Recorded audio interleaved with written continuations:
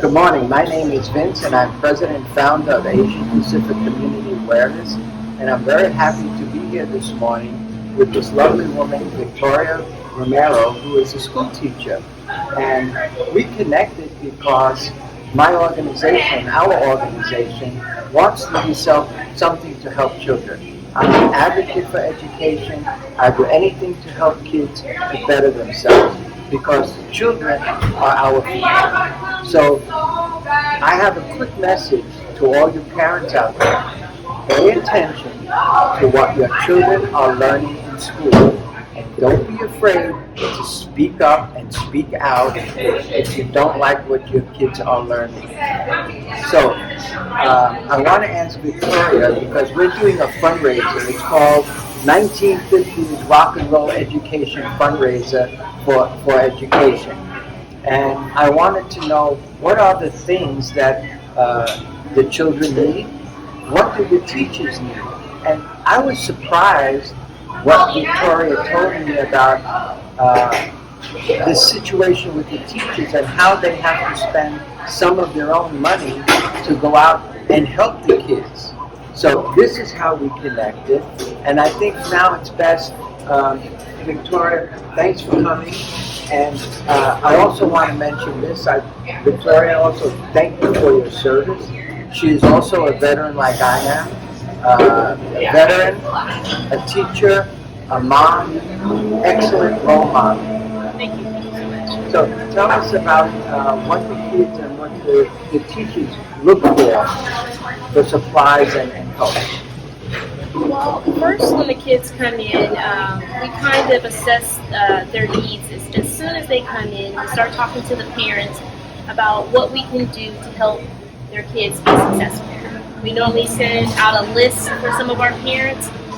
When that list is returned, or when we notice that some of the kids are not able to get some of the items on that list, we then start working with some of the parents to ensure that their kids have what they need for the school year in order to be successful.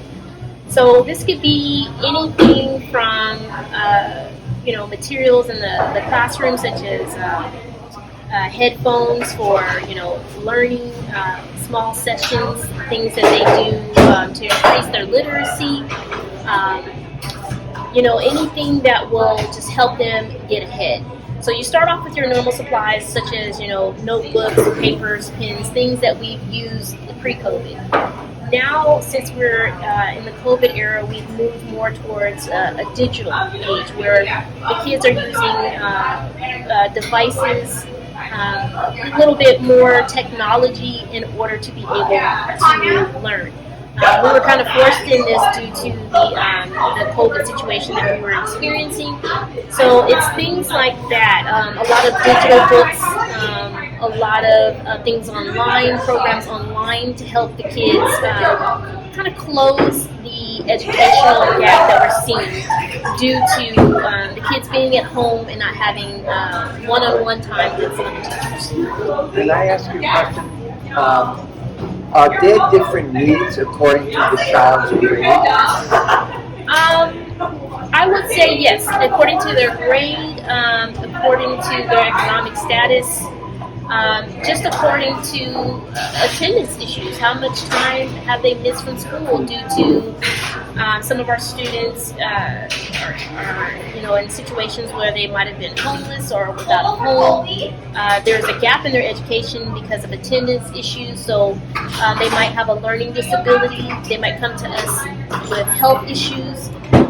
If they've experienced health issues themselves or someone in their family and it's kind of removed them from the school environment, they'll have different needs. So every child is an individual, and they come to us with all of these different needs, and we try to accommodate each child and give them an individual plan that will benefit them and what they need in order to be successful. And it's different for every child that comes to the door. Would you mind explaining to us the effect that the COVID situation had on our children here in Las Vegas, Clark County? I will say it has really produced a mental strain on some of our kids.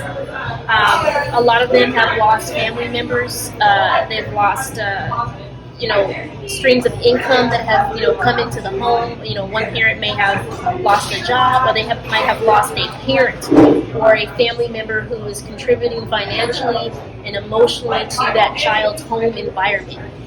That creates a huge impact on that child's ability to come to school and be in the mindset to learn. And so what we try to do is that we try to alleviate as much strain as possible financially for the parents, and we try to let the parents know we know that you're dealing with a lot already. We will take care of as much as we can on our end, and I feel like as a village, helping these kids and coming together and letting the parents know that we're doing as much as we can to help you on our end creates a positive home to school connection. So how do the teachers handle this and deal with this, and what assistance do you get from the school district? I will say we try to meet, we have these professional learning communities. And normally these professional learning communities are built around a certain grade or a certain, I will have to say, a certain subject. And what we try to do is we try to sit down as a team and focus on what we need in order to get the supplies that we need from the school district. Last year it was, and during the COVID era, it was really hard to sometimes get the funds that we needed. And we try to combat that by doing a lot of outside fundraising because sometimes it just wasn't enough with what the school district was offering, and sometimes you needed it right away, and you couldn't wait 6 months or a certain amount of time to get the kids what they needed. Time was of the essence. You had to move.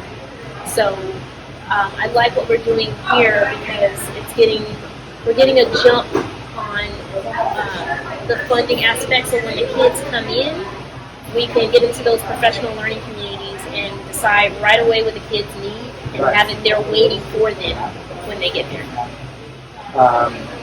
So from what I understand, you're really not getting a lot of help from the Clark County School District, and what you said about funding earlier, and this idea really came from our board member and treasurer, Lynn, who I think you know. She said, we want to do something for education. Let's do it now before the beginning of the year so the kids can get started and get the supplies and things that they need. So this is how this came about. So we really hope that our event is a big success and you can donate.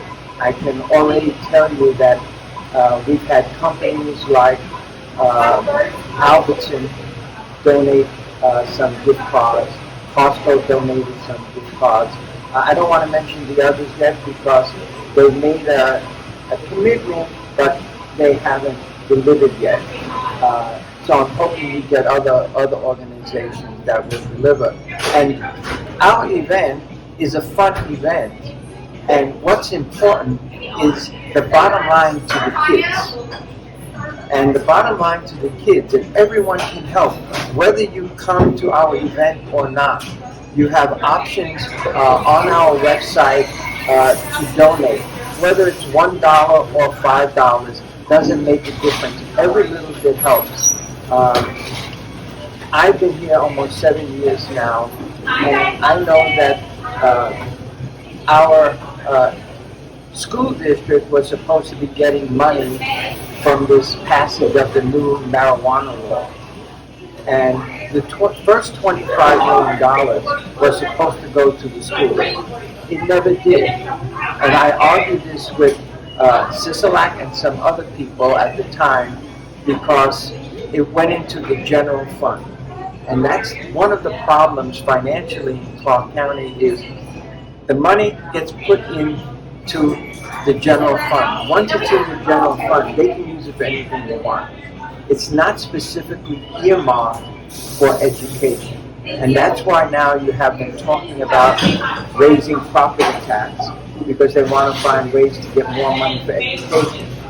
And in my opinion, throwing more money at education is not the way to get a better education.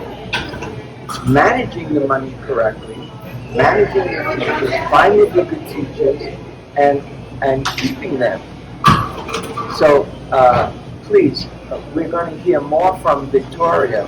But while you're watching this, if you feel that you care about the kids, because they're our future, think about what they're going to be like when they become our age, if the education system continues. So it wouldn't hurt to reach into your pocket for $1 and donate it. There's 300 million people in this country. That's 300 million $1 bills. Victoria? I think you covered it pretty well. I mean, I think supporting our teachers in their endeavors to help our kids is a very important thing to do.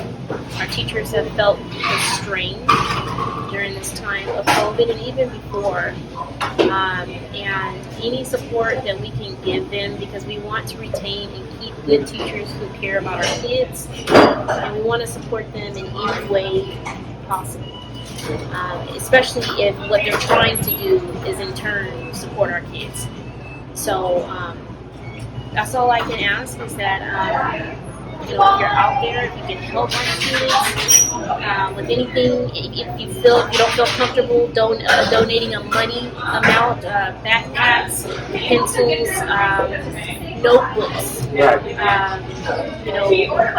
highlighters, anything of that nature, whatever you're comfortable with. We definitely will accept folders just to keep our kids organized. I know at my level, based on the middle school, a lot of our kids falter due to the organizational piece. Right. And so we try to help them become organized so that they can be successful. If you don't want to make a financial donation, that's fine. If you go to our website, there's a list of the supplies that they need. That is more than welcome also. And Victoria, I'd like to ask you one thing that we talked about, and I was very taken back by this. You told me that, please correct me if I'm wrong, that children going from 5th grade to 6th grade, there's some kind of shock going from 5th grade to 6th grade. I might not be using the correct word. Well, yeah, you're definitely correct. It's a mind shift for the students because they go from having one teacher to 5 or 6 teachers, multiple classes, multiple subjects. And a lot of our kids get lost in the transition. It's not just from 5th to 6th grade. You also see it from 8th to 9th grade. Anytime the kids are making a transition, that is the hardest year for them. When they're transitioning even into elementary school on that preschool, kindergarten level, that's when they need the most support. So our 6th graders, our 9th graders, our preschool, kindergarten kids, whenever we have to, those are the most important grades in my opinion, because the kids, they need that foundation, and that's where you're going to see that they need the most support when it comes to organizing themselves, thinking about what they want to do for their future, and even just, looking at colleges or a trade or whatever they feel they want to do to become a productive citizen of the United States. You also mentioned to me, and I wasn't aware of this, that the teachers go out and they buy some material that they need for their classes. And you mentioned 2 kind of stores where teachers can go to buy. Can you tell our viewers about that?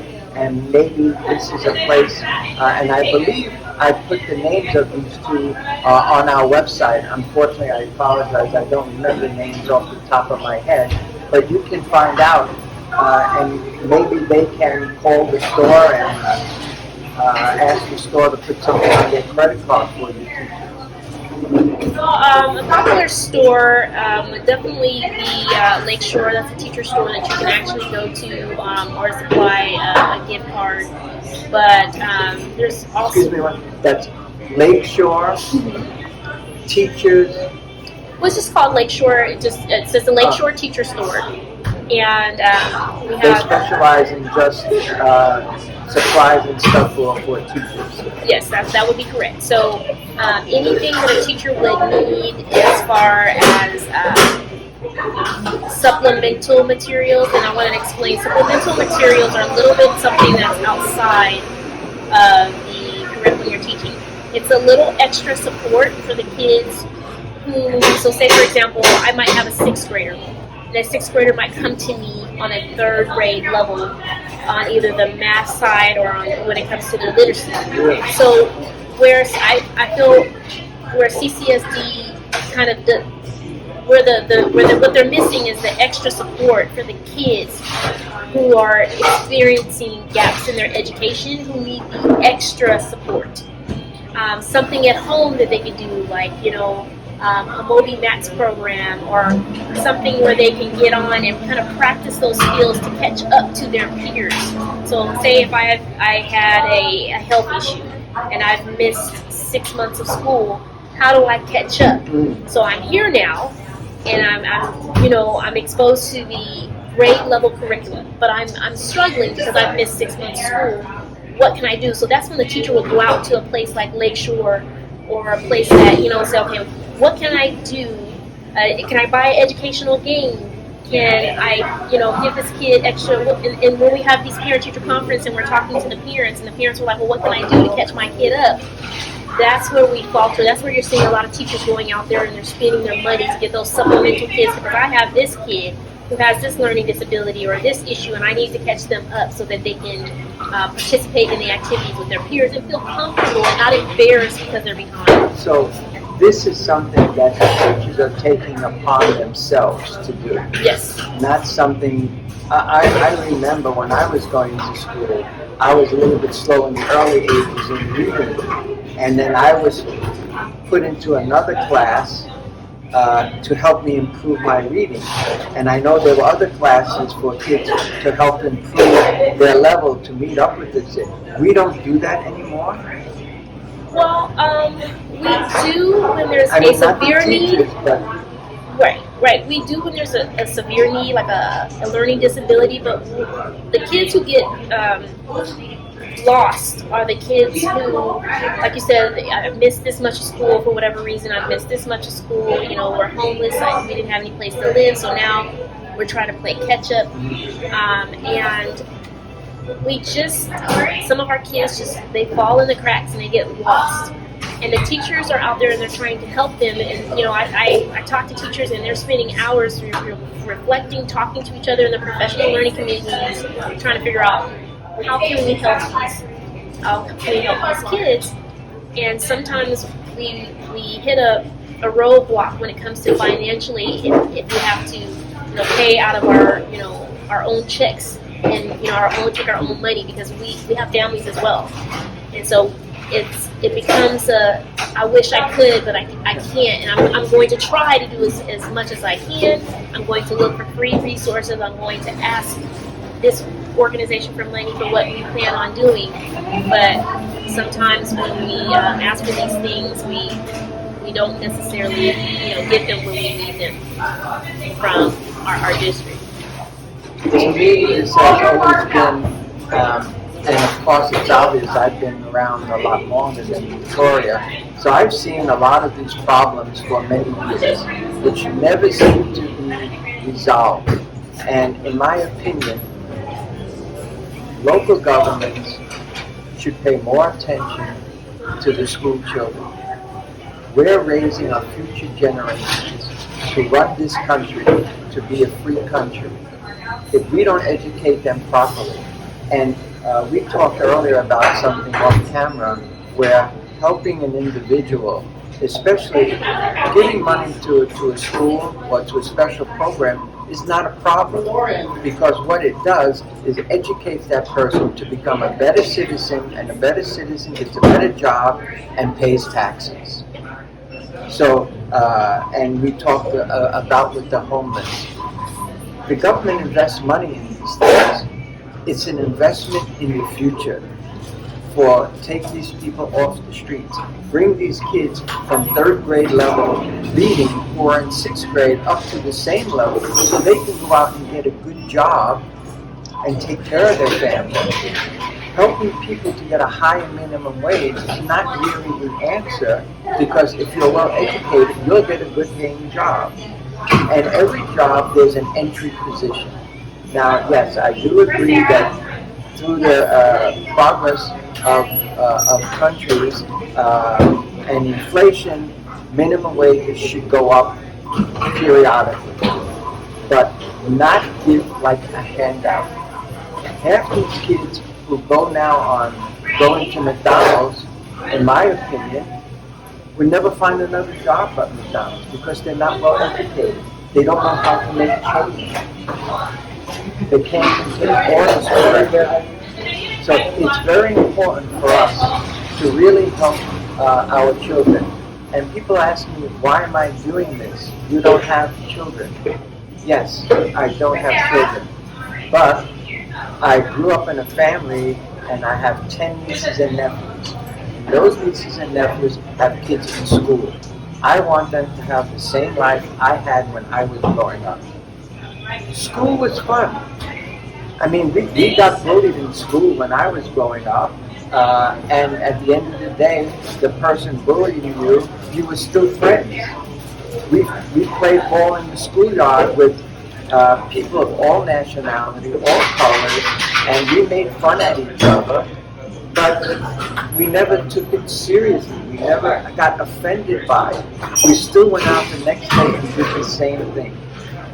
Why that has changed, I don't know. Maybe you have the answer. Well, we definitely want to spend time educating our kids that we definitely don't want them, when they're interacting with each other, we don't want them by any means to use any other language other than just raising each other up and just, positive, interactions. And I think that's another thing that's missing too from our curriculum is that character education. And I remember that even as an elementary teacher, because I've done all of this, even as an elementary teacher, I remember going out and buying materials for character education. That's something that wasn't offered by Clark County School District. And it was teaching my kids how to resolve conflict, how to get along, how to not bully your peers, how to say how you feel if you were in a position where your feelings were hurt and you wanted to be heard, even when you were in a respectful way, even when you were talking to an adult. And so we had these character education levels and lessons. And I remember buying that on my own with my own money, but I felt like it was so beneficial because my classroom management was better. My kids loved each other, even though they moved on, a grade away from me. They knew how to resolve conflict. They knew how to talk to their peers, talk to adults in a respectful manner if they had any type of issues or conflicts. So that's just another example of where teachers will go out of their way to spend their own funds because, Clark County School District, they weren't going to give me, $40-$60 to buy materials on character education, but I felt like it was needed because in order for the kids to learn, we couldn't spend our time away from math solving problems because kids didn't know how to resolve conflict. Well, I think a lot of that what you're saying also, in my opinion, character education should start in the home. People need to raise their children properly. And unfortunately, I know many of you would be angry with me, but I'm going to say it anyway because I'm not politically correct.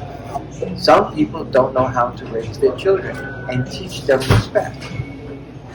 And respect doesn't mean you don't disagree, you just yes everybody. Respect means if you don't agree with somebody, there's a way to communicate with them and have a dialogue. And that is what is missing. So I respect you a lot. You really have a tough job. I was over in China for a period of time. I taught in middle school and high school.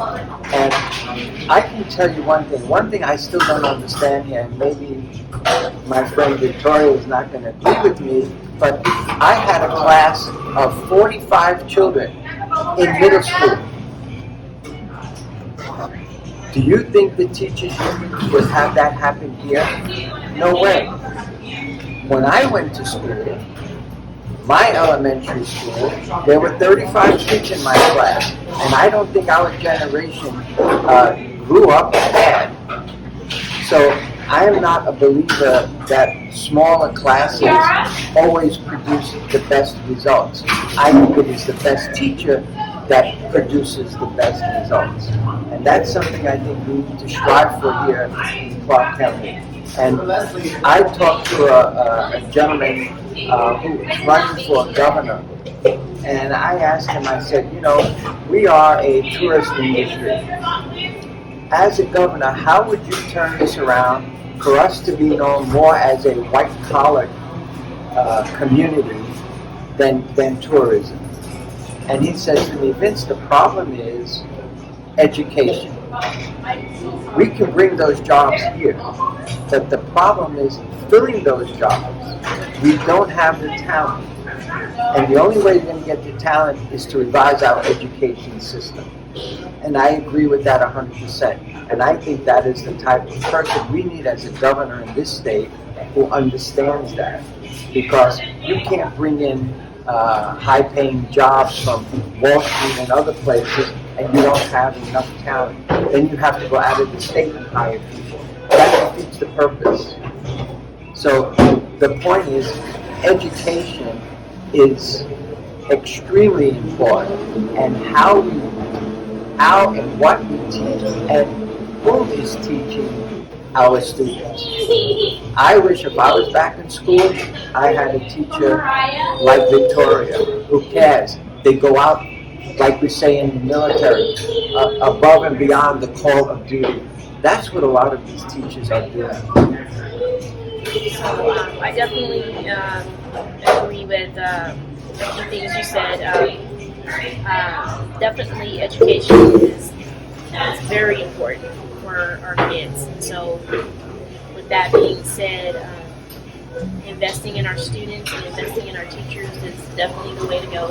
And I want to say, you know, I do work in Clark County School District. I love my district. We have some amazing leaders. We have some amazing teachers, some amazing leaders, and we do have a couple of programs in place that are already helping our kids. It's just one of the things that I would like to see more of is the top talking to the bottom. And what I mean by that is, I think so much gets lost in translation. When you have your war going on as we're both veterans, you need to talk to your soldiers on the front lines, just to your teachers. And I think sometimes when we're when we're placing those funds, as you talked about earlier, when we're doing things, we're not talking to teachers directly to see what is it that they need. How can you fix the problem if you don't even know what the problem is? How can you hear it from the horse's mouth? Exactly. How can you help when you're not asking the teachers on the front lines what do you need help with? It's very important that you go straight to the teachers. I would love to meet our superintendent or talk to our governor personally, like what and tell you exactly what the problem is and exactly what you need, what we need in order to be successful. But I noticed that a lot of times that doesn't happen, and our district is so big. I think so much gets lost in translation because we are a huge district. And what I've noticed, another problem could be that over here in this area we're doing this, and over here we're doing this in this area of the district. And then you have a kid that's moving all over, and it's just really not consistent. And that adds to the problem because the left hand doesn't know what the right hand is doing. We're not communicating with each other, and we're not asking the teachers what they need. And so, like you said, this problem keeps going, on, and it's never resolved. I think what you said is right, and the key word is communication. I taught from 3-star to 5-star hotels when I was in China. I had a small education company, and the general manager said, "Let me know what's going on." And I did, and I told him, I said, what you should do once a month, forget about your manager, have a brain session talk with the people on the front line the waiters, the waitresses, the busboys, and so on. They're the ones that see what's going on every day. And to give you another example of that, because and I think Victoria will understand it in the military, and I had this experience when I was in Vietnam. Because you lose men, new men come in, and they're what we call green. They haven't been in combat, they don't know. But because they're an officer, they think they know the best way to do stuff. That's not necessarily true, because I'd rather listen to my sergeant or my corporal and find out what is going on before I make a decision. Because these men have been there. They're on the front lines every day. And that's the type of communication we need in our political system. We need people to stop being politicians and become business people. What would you like to say in closing? Just thank you for having me here today for this interview. And if you in any way can help and donate to our kids, like I said, if you're not comfortable donating financially, books, notebooks, anything that's on that website that you feel that you can give our students, it will be greatly appreciated. And outside of that, just thank you for having me here, and thank you for ahead of time, and thank you in advance for donating to our kids and investing in our future. Well, thank you. And to show our appreciation, we'd like to give you these 5 VIP or 10 VIP tickets for people in your school district to come to our event. And again, if you cannot come, please, supplies, financial, any donation is well accepted. Nice. Thank you very much. Hope you enjoyed this video. And ma'am, thank you so much. Thank you.